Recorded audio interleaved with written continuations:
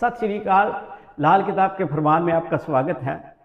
खुद इंसान की पेश न जावे, हुक्म विधाता होता है, क्योंकि हुक्म तो विधाता का ही चलेगा। खुद इंसान की पेश न जावे, हुक्म विधाता होता है। सुख दौलत और सांस आखिरी, उम्र का फैसला होता है। तो सब चीज़ों से ऊपर जो अगर देखा जाए तो विधाता है, जो कि सबका पालनहार है, सबको देखता है, सबके लिए करता है। और चंद्रमा ये धरती माता है, सबकी माता है, सबको पालती है। इसमें कूड़ा करकट भी फेंको तब भी क्या होगा कि ये आपको कुछ ना कुछ अच्छा ही फल, उसमें से कोई भी सब्जी, फल, फ्रूट कुछ भी देती है, अनाज। अब कुछ सूत्र ऐसे हैं चंद्रमा के। लाल किताब 1941, 1942 और 1952, 52, 39 में तो सिर्फ क्याफा है, 41, 42 और 52, 1952 की किताबों में। नंबर 1 सूत्र नोट कर लें, जो कि सटीक है, असत्य नहीं होता, सही साबित होता है ज्यादातर केसेस में।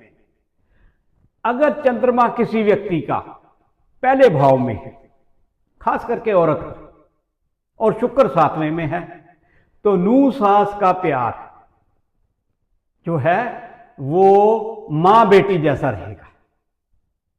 अगर इससे उल्ट हो जाए कि चंद्रमा 7 में हो जाए और शुक्र पहले में हो जाए, तो दोनों का झगड़ा बहुत रहेगा, हरदम कलेश रहेगा।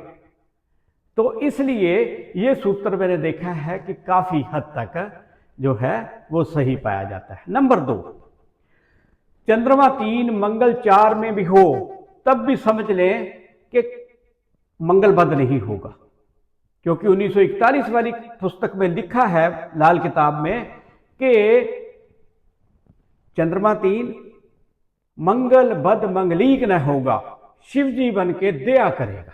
इसलिए आप समझ लो कि भाई ये शिवजी महाराज बन के दया करेगा। और अगर किसी का चंद्रमा 3 में है तो मंगल चाहे 4 में है चाहे 8 में है, बुरा फल नहीं मिलेगा।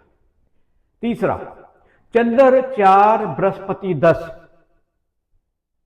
किसी भी व्यक्ति का, औरत हो चाहे मर्द हो, फकीर को रोटी देकर आशीर्वाद ले ले तो उल्टा जहर देने का इल्जाम लग जाएगा। नेकी करेगा तो सजा मिलेगी। कई लोग मैंने कहते सुना है कि बृहस्पति 10 में हो तब भी कोई ऐसा नहीं करना चाहिए। नहीं, उसमें अगर स्पेसिफिकली देखा जाए तो क्या है कि भाई चंद्रमा अगर 4 में हो और बृहस्पति 10वें में हो तब ऐसा देखने में मिलता है। तो इससे अवॉइड करना चाहिए कि बहुता नेक दरिया दिल मत बने। अब नेक्स्ट सूत्र है कि चंद्रमा 5 में हो और बुध 11 में हो।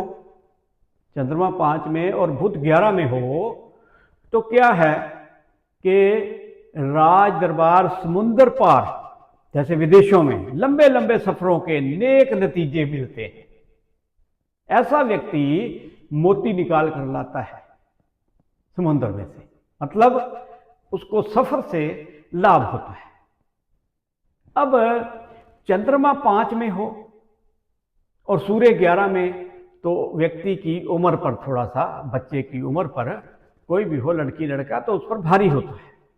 दूसरा क्या है कि अगर चंद्रमा 5 में है किसी का, किसी भी व्यक्ति का लगा लो, और सूर्य 10 में, तो माता पर भारी होता है। अब चंद्रमा किसी का 9 भाव में बैठा है, भाग्य स्थान में, और बृहस्पति 5वें में है, तो ऐसा व्यक्ति किस्मत का धनी होगा। ये बात नोट कर लें, ऐसे व्यक्ति को सब सुख सुविधाएं मिलेंगी। तो ये कुछ सूत्र थे चंद्रमा के, सिर्फ उसके साथ ताल्लुक के, कि कौन से ग्रह का ताल्लुक हो, किस खाने में बैठा हो, तो क्या उसको लाभ मिलता है कि नहीं मिलता है। सत श्री अकाल।